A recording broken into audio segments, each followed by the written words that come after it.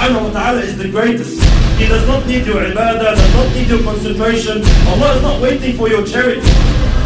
Allah's kingdom and dominion does not increase with the dhikr and tasbih and ruku' and sujood. We need Allah. We need Allah. We need Allah.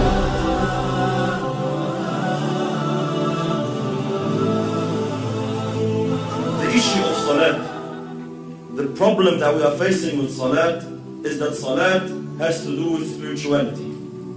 It has to do with feelings that come through your heart and thoughts that come through your mind. A successful Muslim, like Allah subhanahu wa ta'ala says, قَدْ أَفْلَحَ الْمُؤْمِنُونَ الَّذِينَ هُمْ فِي صَلَاتِهِمْ خَاشِعُونَ. Verily the believers are successful, they are the ones who have khushu' in the salat. They pray properly, they stand before Allah subhanahu wa ta'ala properly. A crucial step, a crucial cornerstone in achieving this target is to know who you're standing in front of. Who are you speaking to? Which words are you reading? These feelings, this set of feelings, they have to come through your heart, and the more they take you on, the more they are in your heart, the better your salat is. And the weaker these thoughts and feelings come to your heart, the weaker your prayer is. Most of us, my brothers and sisters, when we stand in our salat, we are daydreaming. That's the honest truth. 90% of us, we're daydreaming in our salat. We're not even thinking of what we are supposed to think about. The thought of thinking of something doesn't exist. Why? Because the intention is not there, the strength is not there, the understanding is not there. This is why briefly, inshallah, what feelings, what emotions must come through our hearts standing before Allah subhanahu wa ta'ala? How can we assist?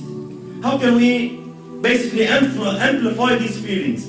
Number one, knowing who Allah subhanahu wa ta'ala is. Who am I talking to? Who am I standing in front of? Allah subhanahu wa ta'ala, my brothers and sisters, does not need us. Allah subhanahu wa ta'ala is the greatest. He does not need your ibadah, does not need your concentration. Allah is not waiting for your charity. Allah's kingdom and dominion does not increase with your dhikr and tasbih and ruku' and sujood. We need Allah. We should be honored.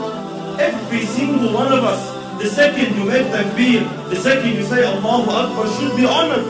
That Allah subhanahu wa ta'ala has allowed you a window of opportunity to speak to Him, to stand before Him. This is why the ulama say, whoever wants to talk to Allah, he should pray. You want to talk to Allah, start praying. When you're praying, you are directly, with no barriers, with no intermediaries, with no interpreters, you are speaking to your Lord, your Creator. This is why very, very important that we realize who we're talking to, my brothers. It's a small brief hadith. You know, Allahu Akbar, the understanding. The understanding we should have who Allah subhanahu wa ta'ala is.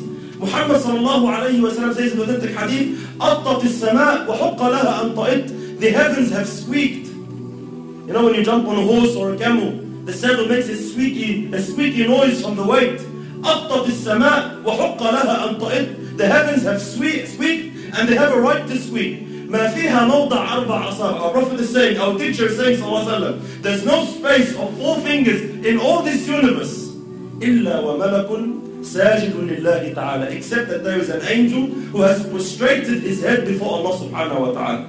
Every 4 fingers, billions and billions of angels, billions and billions of creations of Allah are continuously praising Allah subhanahu wa ta'ala. Allah subhanahu wa ta'ala says, تُسَبِّحُ لَهُ السَّمَوَاتُ السَّبْعُ. The 7 heavens and what it contains and what is in there. تُسَبِّحُ لَهُ السَّمَوَاتُ السَّبْعُ وَالْأَرْضُ, and the land, وَمَنْ فِيهِنْ, and everyone inside them, and everyone within their boundaries. تُسَبِّحُ لَهُ السَّمَوَاتُ السَّبْعُ وَالْأَرْضُ وَمَنْ فِيهِنْ وَإِن مِّن شَيْءٍ إِلَّا يُسَبِّحُ بِحَمْدِهِ وَلَكِنْ لَا تَفْقَهُونَ تَسْبِيحَهُ. Everything is praising Allah. Rock, land, tree, whatever it is praising Allah, glorifying Allah. وَلَكِنْ لَا تَفْقَهُونَ تَسْبِيحَهُ إِنَّهُ كَانَ حَلِيمًا غَفُورًا. But you don't understand, you don't comprehend the praise, you can't hear the praise. But everything is praising Allah. Allah is not in need of you. Allah is not in need of you standing, you know, feeling obliged like most of us. Why do we pray? Majority of us, my brothers, we pray to offload the obligation. Alhamdulillah, I finished my salat.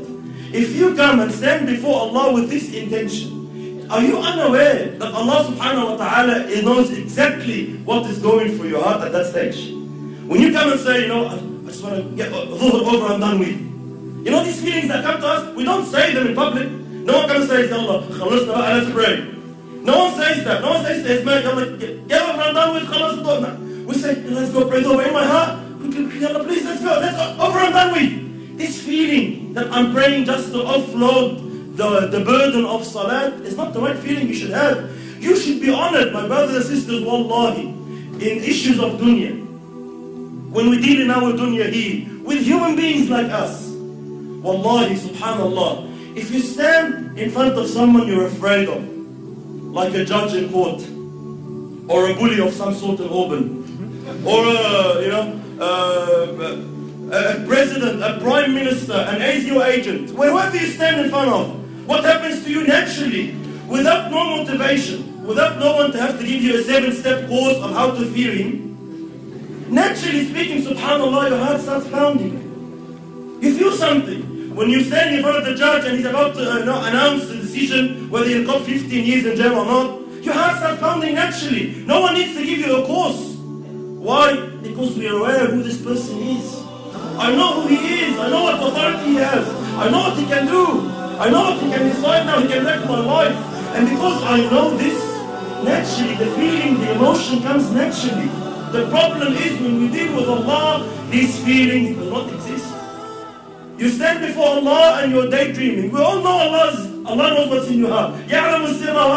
But it does not move anything in you. Every blue moon, every now and then, maybe in Ramadan when you're feeling down, something that you're going through trouble with your family, you want to get married, you get some emotion. Other than that, our salat is just far off where it should be. Why? We are unaware who you are standing in front of. The understanding that Allah now subhanahu wa ta'ala has allowed you to speak to Him. Wallahi, my brothers and sisters, wallahi, we see Muslims in this dunya, they get to meet a sinner, let's say an actor or an actress or a pop star of some sort, and they are so overwhelmed by the fact that they had an opportunity to get his signature or her signature.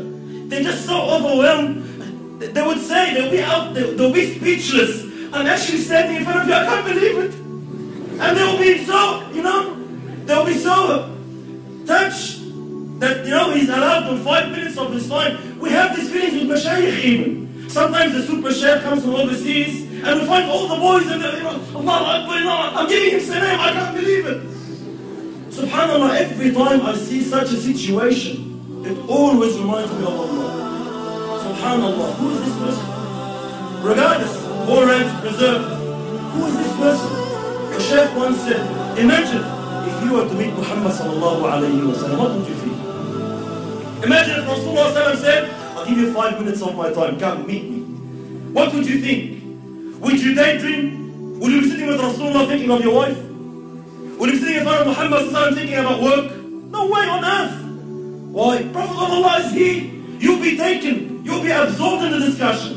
But subhanallah, we stand before Allah every day 5 times daydreaming. Why? We are unaware who Allah subhanahu wa ta'ala is. And how patient is Allah?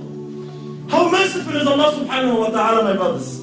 Imagine Allah subhanahu wa ta'ala knowing, seeing what's in your heart. He gave you everything.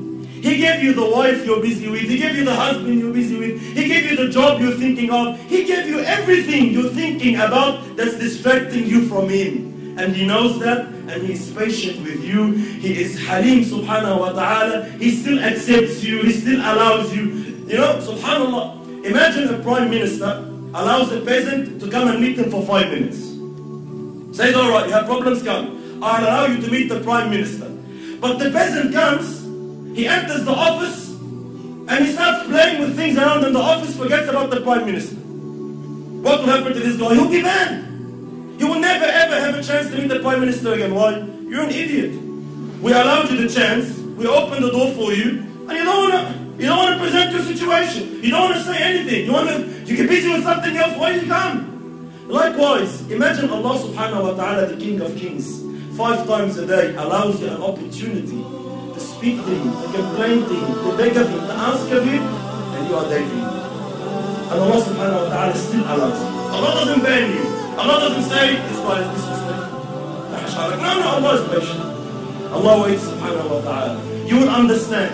You will come back. So very, very important. Step 1, who Allah subhanahu wa ta'ala is.